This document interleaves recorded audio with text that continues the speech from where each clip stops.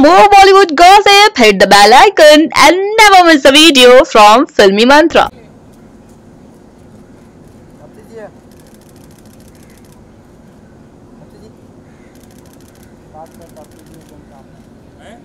यहाँ पे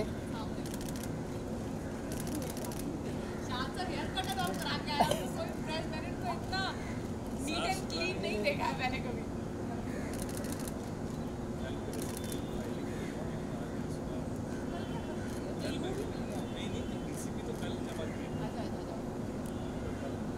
चलो अभी तापसी का सोलो, अभी सोलो तापसी का सोलो सोलो तापसी जी यहाँ पे सेंटर में सर, तापसी जी सेंटर में आराम, तापसी जी है ये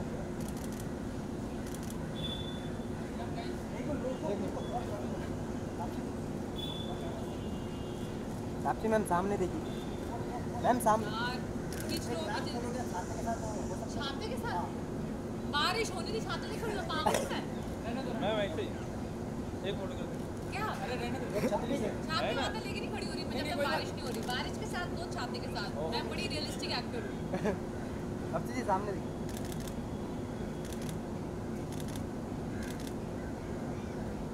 चलो अभी अंदर चलते हैं।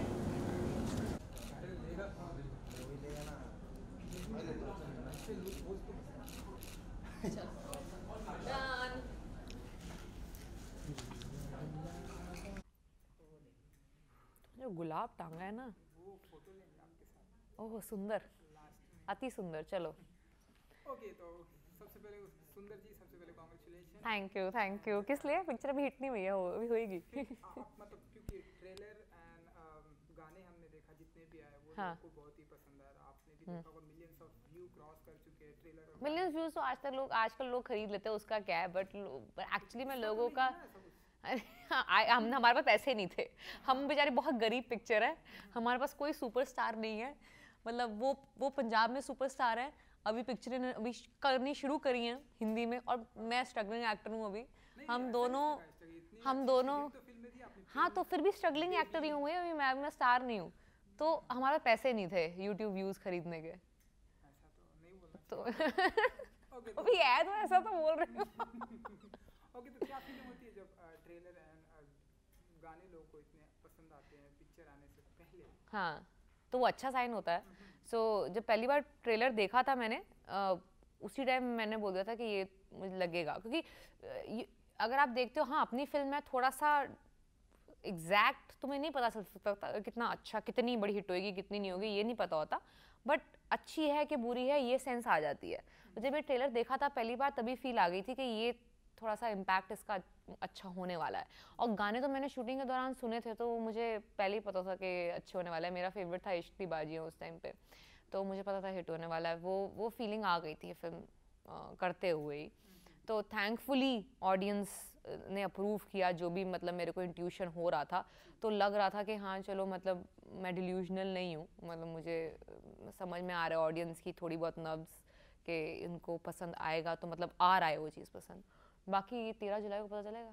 जी तो ये वो रीजन था फिल्म चूज करने कि फिल्म जो है रियलिस्टिक पर है या इसे बायोपिक कह सकते हैं संदीप जी की, तो ये वो रीजन था फिल्म आपने ये फिल्म की क्योंकि क्या आपको गाने हाँ या फिर कह सकते क्योंकि आपको अभी तक हम डिफरेंट अंदाज में देखे हैं, मार के गिरा देती हैं लोग, मार के गिरा देती हूँ, हाँ इसमें हॉकी से मारूंगी मैं। हाँ, तो ये वो रीजन था फिल्म चूज करने का या फिर? नहीं, फिल्म चूज करने के 2 रीजन थे। पहला तो ये था कि नहीं पता इस कहानी के बारे में जो हुई, वो जो थोड़ी शर्मनाक बात है, जो मैं हर अपने इंटरव्यू में ट्रेलर लॉन्च के दौरान भी मैंने बात कही थी कि बहुत थोड़ी एम्बैरेसिंग बात थी कि नहीं पता इतने बड़े इंसिडेंट के बारे में जो हमारे कैप्टन रह चुके हैं उनके बारे में।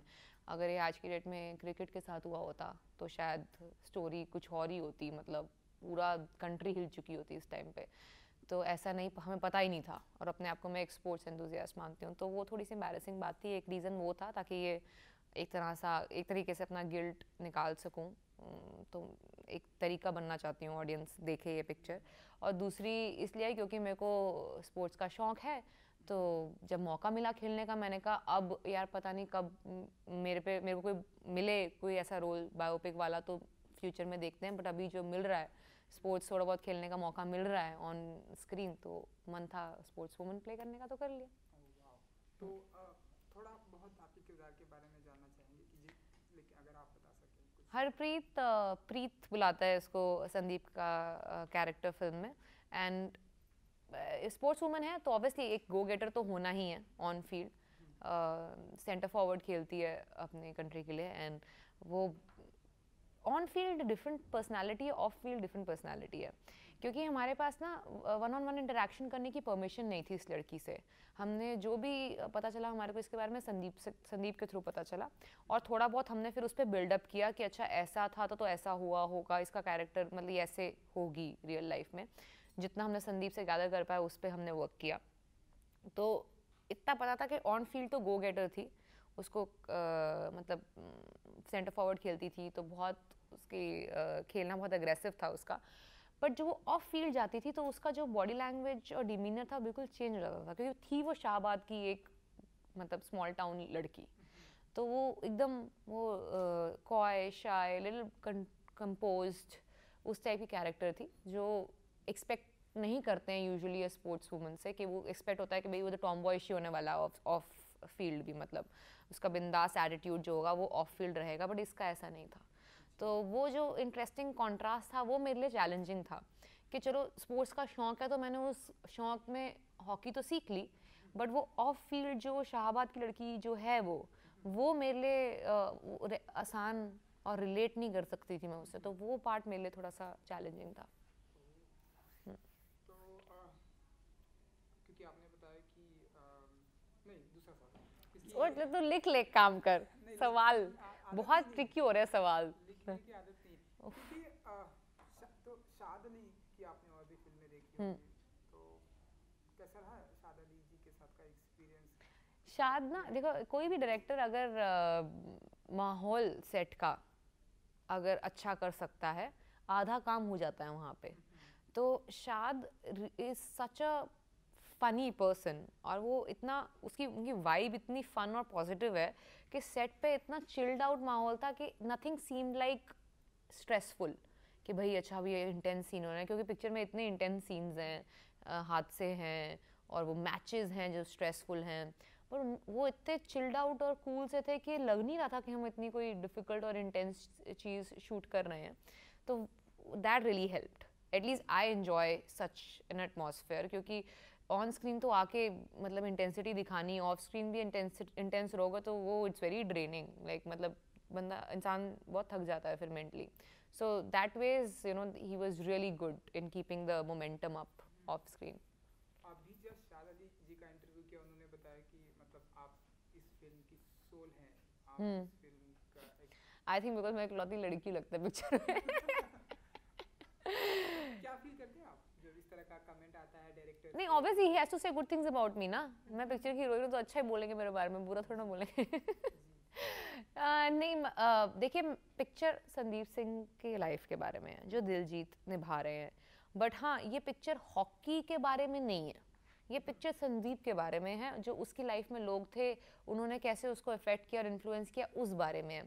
तो it's not a sports film, it's a sports drama.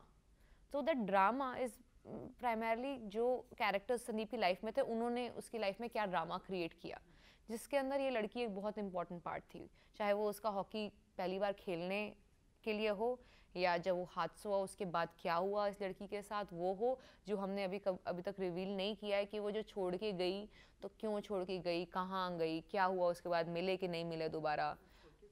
तो वो लिखा ना अबैंडन्ड बाय लव, तो वो छोड़ कर चली जाती है, तो बट क्यों जाती है, कहाँ जाती है, फिर मिलती है कि नहीं मिलती है, वो पिक्चर देखो, वो एक थोड़ा इंटरेस्टिंग ट्विस्ट है जो हमने पिक्चर में नहीं अभी तक नहीं बताया है कहीं, वो देख के आपको पता चलेगा। और एक शायद वो रीज़न है जब मुझे लगता है कि प्रीत जो कैरेक्टर है वो मेंटली इतनी स्ट्रांग थी, मैं नहीं हूँ, मैं नहीं कर पाती जो उसने किया। आप तो डायरेक्टली नाक तोड़ देती है।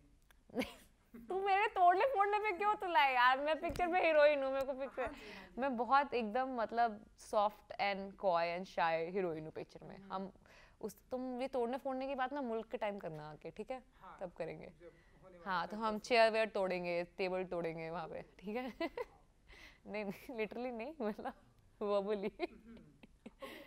संदीप की मैं बात करूँ और हाँ। आपके किरदार की अगर मैं बात करूँ, जब संदीप इंजर्ड हुए, उन्हें हाँ। गोली लगी, तो ये सब सारी चीज़ें हो रही थी और सारी दुनिया वाले बोल रहे थे कि अरे अब वो उठ नहीं पाएगा, व्हील चेयर नहीं छोड़ पाएगा, अब वो हॉकी नहीं इंडिया के लिए खेल पाएगा। तो आप जब ये सारी चीज़ें देख रही थी तो क्या फीलिंग थी आपके दिमाग में एज एन कैरेक्टर? उस लड़की की मैं बात करना चाहूँगा। या वो ही तो मैं कह रही हूँ, आपको देखना पड़ेगा जाके पिक्चर में. Obviously there was love between them, तो शॉक तो उसको भी लगेगा, धक्का उसको भी लगेगा, बुरा उसको भी लगेगा, बट वो कैसे डील करेगी उसको, वो चीज़ है देखने वाली, जो पिक्चर में आपको दिखेगी कि क्या करती है वो इस चीज़ को लेके और क्यों करती है. बट हाँ, ऑब्वियसली अब she is in love with the guy, so उसकी लाइफ भी हिलती है, सिर्फ संदीप की नहीं हिलती. उसके बाद उसकी लाइफ भी ज़्यादा नहीं तो उतनी तो चेंज हो ही जाती है जितनी संदीप की चेंज होती है उसके बाद.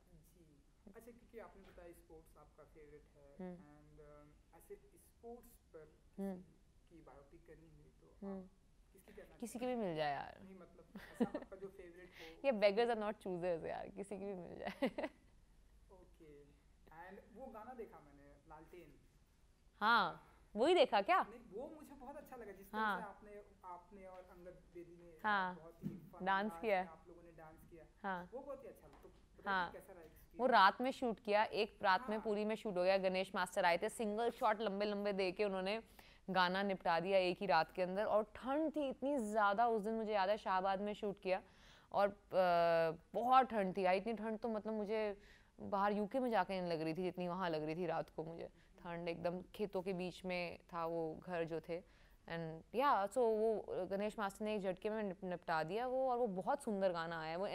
आई थिंक वो एनर्जी बढ़ा देता है फिल्म की.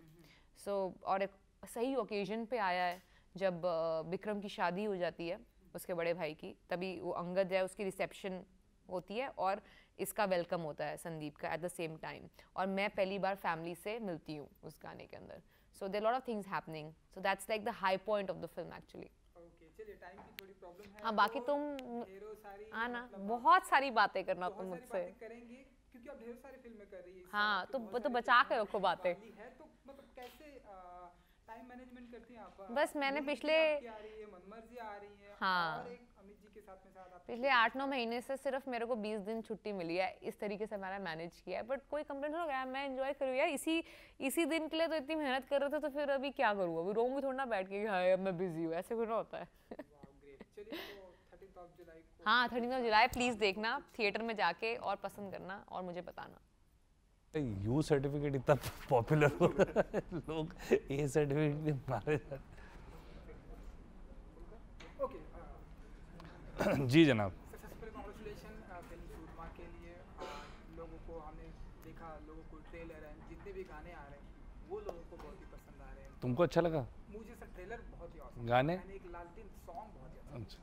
तो आप बताइए कि जब भी कोई फिल्म आती है आने से पहले जो ट्रेलर एंड गाने लोगों को पसंद आते हैं, मिलियंस ऑफ व्यू भी हो चुके हैं, इसमें कुछ छुपा भी नहीं सकते. क्या टेक होता है आपका एज एन डायरेक्टर? ऑब्वियसली आप पॉजिटिव फील करते हो, आप इनकरेज फील करते हो, एम्पावर्ड फील करते हो. और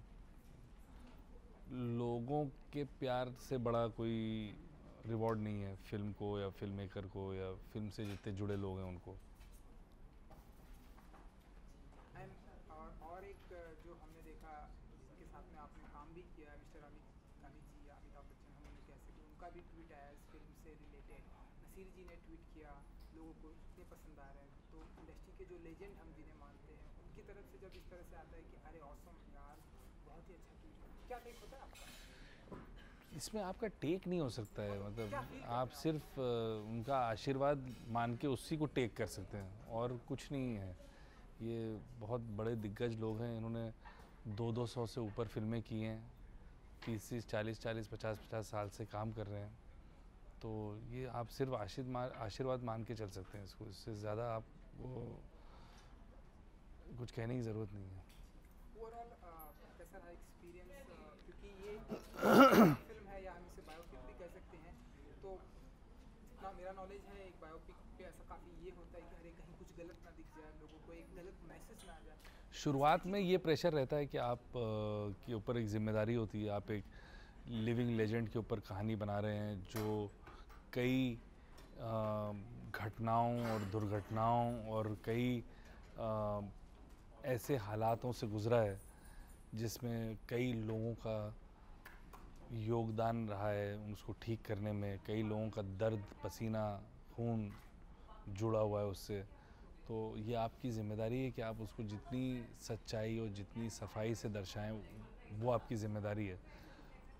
ये प्रेशर शुरू में था, लेकिन संदीप सिंह के खुद जुड़ जाने से प्रोजेक्ट में, स्क्रिप्ट लेवल से लेकर, हॉकी से लेकर, उनके परिवार से लेकर, कहानी से लेकर, सब किरदारों से लेकर जुड़ने से हमें बहुत ज़्यादा मदद मिली और वो प्रेशर हमारे कंधों से हट गया कि भाई अब तो जो है वही हम दिखा रहे हैं।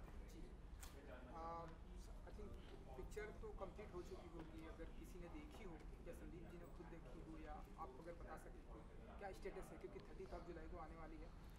पिक्चर बिल्कुल रेडी हो चुकी है और देखिए अब तक बहुत लोगों ने अभी तक नहीं देखी। इनफैक्ट जो सबसे पहले जिन लोगों ने जो देखी है वो सेंसर बोर्ड ने देखी थी, क्योंकि वो नहीं, बल्कि उन्होंने तो बहुत ज़्यादा प्रशंसा की फिल्म की, क्योंकि हमारा ट्रेलर यूए सर्टिफिकेट था, तो उनको लगा शायद फिल्म भी यूए होगा, नॉर्मली वही होता है। तो उन्होंने इनफैक्ट अपनी तरफ से कहा कि हम चाहते हैं कि ये फिल्म यू सर्टिफिकेट की रहे, क्योंकि बहुत अच्छी फिल्म है और बहुत ज़रूरी फिल्म है बच्चों को देखने के लिए, क्योंकि इसमें उनके स्पोर्ट्स की इनकरेजमेंट होगी, लाइफ से कैसे आदमी जूझना चाहिए उससे सीख मिलेगी। तो उन्होंने इनफैक्ट कहा कि आपको यू लेना चाहिए, हम यू देंगे आपको।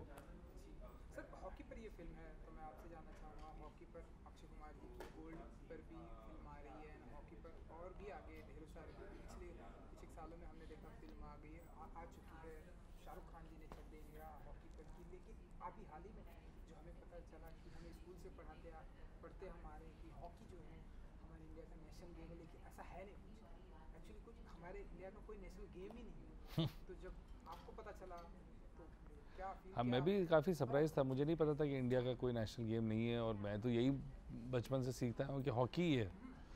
और मुझे लगता है कि शायद हॉकी पे अब ये इतनी फिल्में आ रही हैं, शायद अब हॉकी बन जाए राष्ट्रीय खेल, क्योंकि मुझे लगता है क्रिकेट से ज़्यादा हॉकी पे फिल्में बनी हैं। तो आप चाहेंगे कि इंडियन गवर्नमेंट से या मोदी जी से कि जो हम पढ़ते आ रहे हैं उसे सच्चाई में बिल्कुल बिल्कुल चाहेंगे। और म्यूज़िक की मैं अगर बात करूँ सर, तो आपकी म्यूज़िक, आपके गानों में हमेशा या म्यूज़िक में हमेशा गुलजार साहब होते, कोई खास वजह? और पसंद भी आते हैं, शायद ये रीज़न भी होगा, लेकिन आपका नहीं होने चाहिए गुलजार साहब, बहुत ही सर पसंद आते हैं, क्योंकि देखिए सारे गाने पसंद आ रहे हैं। तो इसीलिए हैं। और प्लस मुझे वो इंसान भी बहुत ज़्यादा पसंद है, और मैं हमेशा पहले इंसान के साथ काम करता हूँ, बाद में टेक्नीशियन के साथ काम करता हूँ, तो वो मेरे लिए बहुत ज़रूरी और अहम है। और तो हाँ, मेरा और उनका रिश्ता बहुत सालों से, जब से मैं असिस्टेंट था तब से है, तो बिल्कुल मैं उनसे बहुत मुतासिर हुआ हूँ, इंस्पायर हुआ हूँ, और हमारी अब एक काइंड ऑफ एक दोस्ती भी है, क्योंकि जब आप काम करते हैं तो वो सीनियर जूनियर का जो एक रिश्ता रहता है वो ख़त्म हो जाता है, बिकॉज आपको काम की बात करनी है, आपको क्या अच्छा लग रहा है, क्या नहीं अच्छा लग रहा है, उसकी बात करनी है, हमेशा हाँ नहीं करना है। आप थोड़ी सी लड़ाइयाँ भी हो जाती हैं, नोक झोंक भी होती है, तो वो रिश्ता फिर एक भरपूर रिश्ता हो जाता है। तो म्यूज़िक में लेके कुछ ऐसी बातें होती हैं कि सर इस तरह का होना चाहिए या इस तरह का प्रेजेंट किया जाना चाहिए लोगों को, बिल्कुल। या आप सहमत हो जाते हो उनकी सारी बातों से? अगर नहीं ना, वो मेरी बातों से सहमत होते हैं, तो ये तो पहली फिल्म से ही चलता आ रहा है सिलसिला, और चलता रहेगा, क्योंकि वो एक तरीका है हमारा काम करने का। तापसी जी के बारे में जानना चाहिए, क्योंकि हमने अब तक उनको एक डिफरेंट अंदाज में देखा है, और अब आप उन्हें एक डिफरेंट अंदाज में प्रेजेंट कर रहे हैं। अब तक हमने देखा वो फाइट करती हैं, कई सारे लोगों को एक साथ में मार के गिरा देती है। अरे अरे अरे, अब जो है यहाँ पर एक लवर अंदाज में या गर्लफ्रेंड कह सकते हैं हम, आप इस अंदाज में आपने उन्हें प्रेजेंट किया है। एक्चुअली मैं तापसी के किरदार के बारे में बहुत ज़्यादा नहीं कहना चाहूँगा, क्योंकि वो बहुत ही नाजुक कड़ी है फिल्म की, और उसको मैं किसी भी रिश्ते का नाम देके या किसी भी तरह की रिलेशनशिप का नाम देके मैं कुछ डिस्क्राइब नहीं कर सकता, क्योंकि मुझे खुद नहीं पता क्या है वो, क्योंकि मैंने कभी किसी फिल्म में ऐसा किरदार नहीं देखा है, तो रियल लाइफ से ही निकल के आ सकता था ऐसा किरदार, तो मैं उस पर कुछ टिप्पणी या कमेंट नहीं कर पाऊँगा। हाँ, मैं ये कहूँगा कि वो फिल्म की एक आत्मा है, और वो आत्मा का प्योर होना और आत्मा का बहुत साफ और सफाफ पाक होना बहुत ज़रूरी था, जो तापसी के अंदर एक कहीं एक उसके चेहरे पे एक ट्रांसपेरेंसी है, एक सच्चाई नज़र आती है। जब वो कुछ कहती है तो लगता है कि वही सच है, तो वो होना बहुत ज़रूरी था फिल्म में, और वो आपको देखने को भी मिलेगा फिल्म में। चलिए सर, चलते चलते 13 जुलाई को फिल्म आ रही है, तो अपने चाहने वालों के लिए कुछ कहना चाहेंगे आप इस फिल्म को लेकर, सूरमा को लेकर? मैं यही कहना चाहूँगा कि मेरे जितने चाहने वाले हैं, इस फिल्म से जुड़े लोगों के जितने चाहने वाले हैं, क्योंकि इस फिल्म में काफ़ी अच्छे कलाकार, अच्छे टेक्नीशियंस, अच्छे म्यूज़िक डायरेक्टर शंकर एहसान लॉय, गुलजार साहब जुड़े हुए हैं। उन सबके मुझसे ज़्यादा, बहुत ज़्यादा चाहने वाले हैं कि वो जाएं और देखें। और मेनली अगर आप हिंदुस्तान की मिट्टी को चाहने वाले हैं, तो आपको इससे बहुत ज़्यादा कुछ सीखने को मिलेगा, अपनी फैमिली वैल्यू सिस्टम के बारे में, स्पोर्ट्स के बारे में, रिश्तों के बारे में, और एक ऐसे आदमी के बारे में जो मौत को मात दे के आया है।